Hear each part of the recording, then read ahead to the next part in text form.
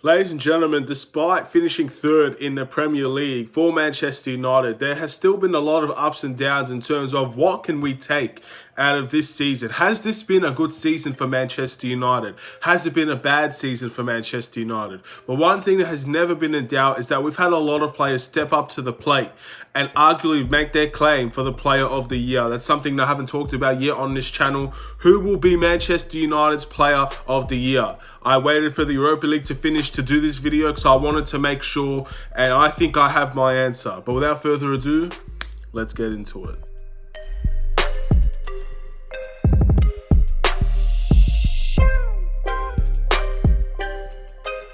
What's up, everybody? It's the Aidan Sports Show. Welcome back to another video. This is going to be a Manchester United Player of the Year video where we go through some of the candidates that could potentially be put in line for the Player of the Year for Manchester United, and I will give who I think will be the Player of the Year as well. So before we get started, please like and subscribe to the Aidan Sports Show YouTube channel. Turn notifications on and let me know in the comments below who is your Manchester United Player of the Year. We have a lot of candidates that we can discuss, and some of them are well and truly more deserving than others. But out of respect for everybody that has had a decent season for Manchester United, I'm going to talk about why there's potential for a lot of candidates within Manchester United. We finished third. We've had a good season, but due to the actual number of points that we actually obtained, it has not really been that great of a season. However, Champions League football is in our grasp, and we have a lot of players in the Premier League and abroad that we can thank for that special moment for Manchester United as we go into the Champions League next year. The first person I want to talk about, and the first candidate that I would really like to discuss, and he is a long shot for sure, there's no real consideration for a lot of people for this player, is Marcus Rashford. Marcus Rashford, the Englishman, the left winger, the guy that has had a very good season in terms of stats and goal tally. However, not many people will consider Marcus Rashford for the Player of the Year for Manchester United. Here's why I think that he's definitely at least in the deserving of respect for this season. But before his injury, his back injury, he was definitely one of the best players in Europe at the time. And he was arguably Manchester United's best player at the time as well. The thing with Marcus Rashford is, and the reason why no one's really going to suggest him as the Player of the Year, is that his inconsistencies are shocking. When he's good, he's world class, he's talent, he's the best. And we see that on a nightly basis sometimes from Marcus Rashford when he's in form. However, when he's not, and when he's really inconsistent, it almost looks terrible, like he doesn't know how to play or something like that. Marcus Rashford, stat-wise, has had a very close season to Anthony Martial, who a lot of people are considering. And for that, they've had a battle all year to see who would become this top goal scorer for Manchester United this season. So in that retrospect, you have to give a lot of credit to Marcus Rashford, because no matter what people think, no matter how badly he ended the season, you have to give respect to the way that he started.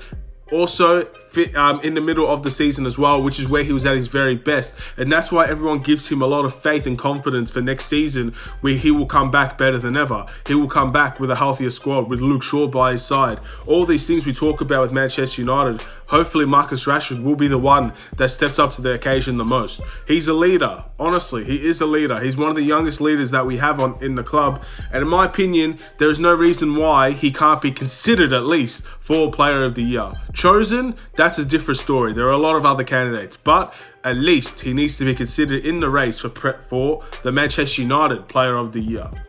Moving on to our next candidate, and this one is a little bit of a topic of discussion as well. Let's talk about Fred the Red. Manchester United's midfield maestro for majority of the season. Paul Pogba has been injured for a long time at Manchester United. Almost close to a year he was injured. However, while he was injured, we did not miss him as much because Fred was the player to step up and play every game.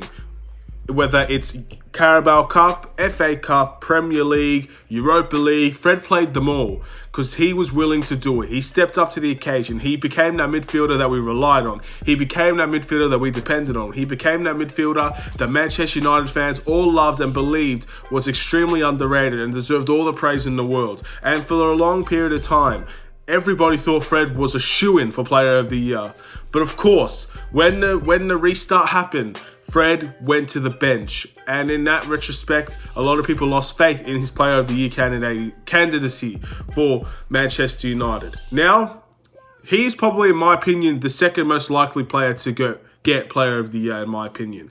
The reason why is people really, it's almost like it's short-term memory. People don't understand how much he truly helped us throughout the entire season. He might not have the assists or the goals to show how much of a useful asset he was, but the guy was playing at a CDM position. The guy was helping us out through thick and thin. No matter who was injured, no matter who came in, no matter who was in form, it was always Fred that was stuck there playing with a whole bunch of other players. And most of the time, it was really poor with how we picked our lineups. But Fred was the standout. And in many ways, you have to give him credit for how successful we are this season. He is a big reason why we finished third. Of course, we didn't play well for a lot of period of time before Bruno, but the one player that always did play well was Fred. Consistency. That's something Manchester United love to talk about. Consistency. And consistently, Fred was one of our, if not the player of the match for majority of the time. The best player on that team for majority of the time. And he deserves a lot of respect. He also didn't get injured for a period of time. And it really gave us a reliability in the midfield. Fred definitely deserves a shot at Player of the Year for Manchester United. We still have a few more to discuss now, don't we? Let's first off go to the right back in Aaron Wan-Bissaka. Mr. Consistent, we called him. Mr. Reliable. Defensive juggernaut. No one was get past him. One-on-one, no chance. You're not getting through. Towards the end of the season, people started to notice Wan-Bissaka dwindling down in his performances. But a lot of the reason why that happened is because they did not attack his side at all. They know what Aaron Wan-Bissaka possesses as a player.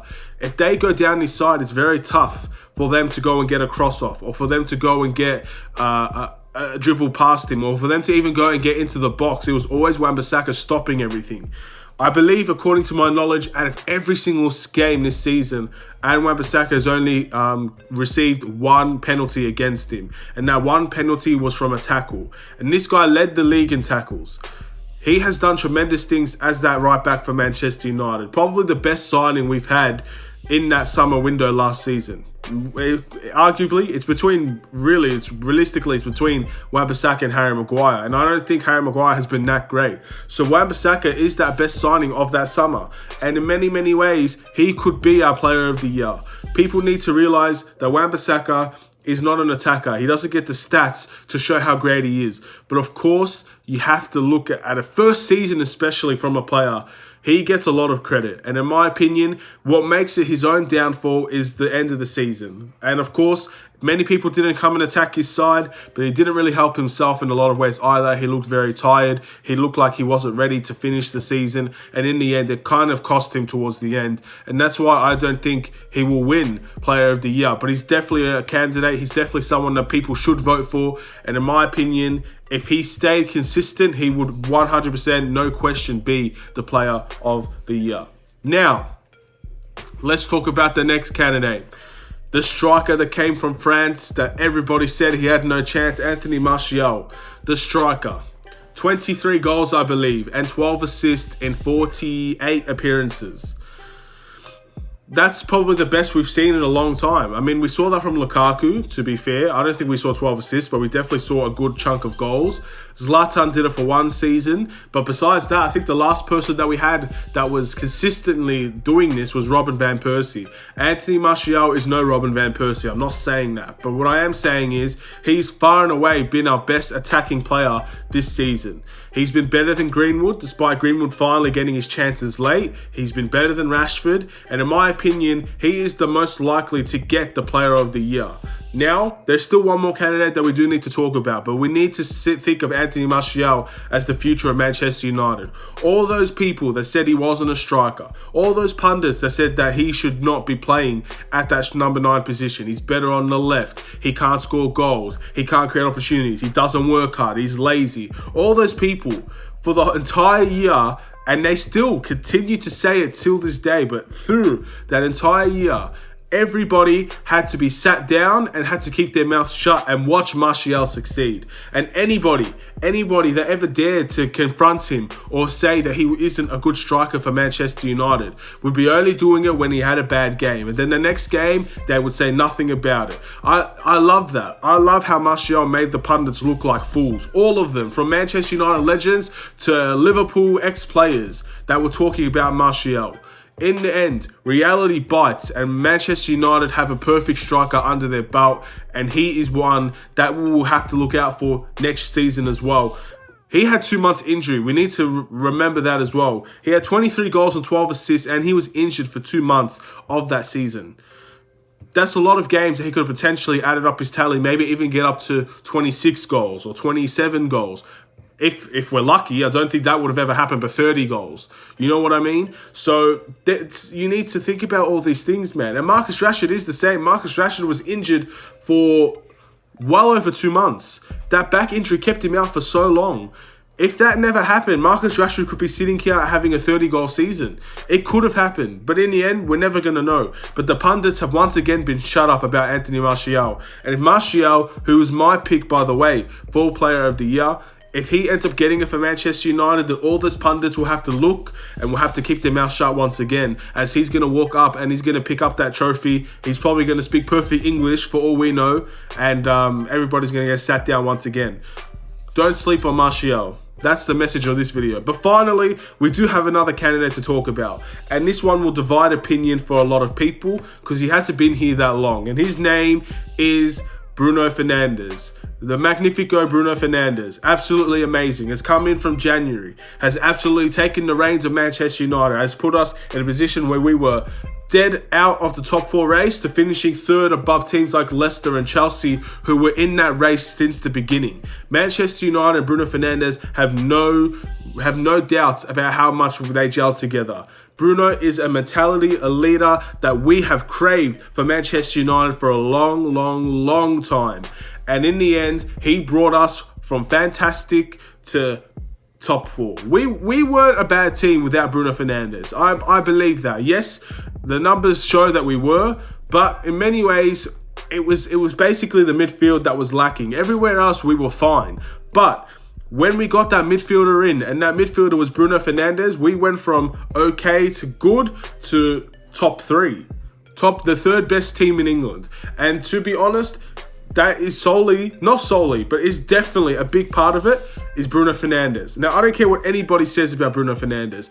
All those fans from other clubs that want to talk about his penalty record, that want to talk about how he's hiding behind VAR, he's hiding behind umpires, and he's not actually had that good of a season, they all talk. And I think, realistically, if you ask them for their honest opinion, they would say Bruno Fernandes is a good player. In my opinion, Bruno Fernandes is a fantastic player. Has definitely been our best player since coming. But not only that, even with the penalty record, if you take that away from him, he still had an amazing season for 6 months of a Manchester United player.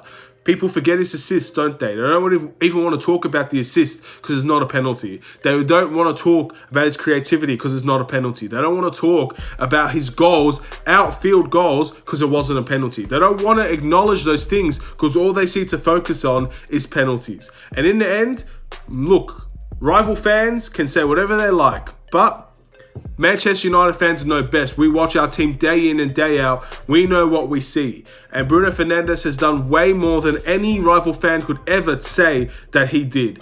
And that is where we get our respect from Bruno Fernandes. And that's why I'm putting him in the candidacy of Player of the Year. Now, will he win it?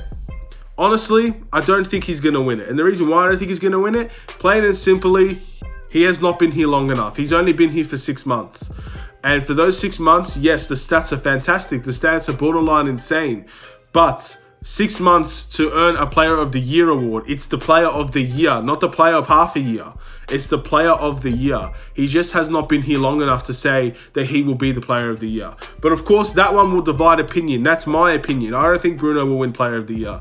He should definitely be considered, but I don't think that's going to happen for him. And if it does, we'll clap him just like we'll clap anybody else that does. But in my opinion, the Player of the Year will go to Anthony Martial. He will go and he will raise it up high. And even if it's Fred or Wan-Bissaka or Marcus Rashford or Bruno Fernandes, all those candidates rightfully deserve, in one way or another, to be Player of the Year. Whoever does win it, we're going to be clapping them off and we're going to support our team like we should as Manchester United fans. This team has done something that no one expected it to do, from Ole Gunnar Solskjaer until the bench.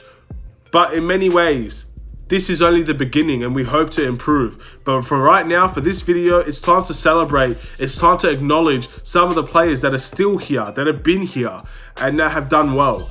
And hopefully next season we can talk about new candidates for Player of the Year. But Martial is my Player of the Year for Manchester United. As we roll into next season, this was a video I had to make. There will be player ratings coming out. There will be Premier League predictions coming out. Don't worry, that will all be coming as the Premier League starts to kick off. Big news coming, man. I'm excited for this Premier League season. Let's see what all the teams are ready to do. Thank you guys for watching. Please like and subscribe if you're new to the Aidan Sports Show YouTube channel. Turn notifications on. I'll see you guys in the player ratings for everybody at Manchester United. Take care and peace.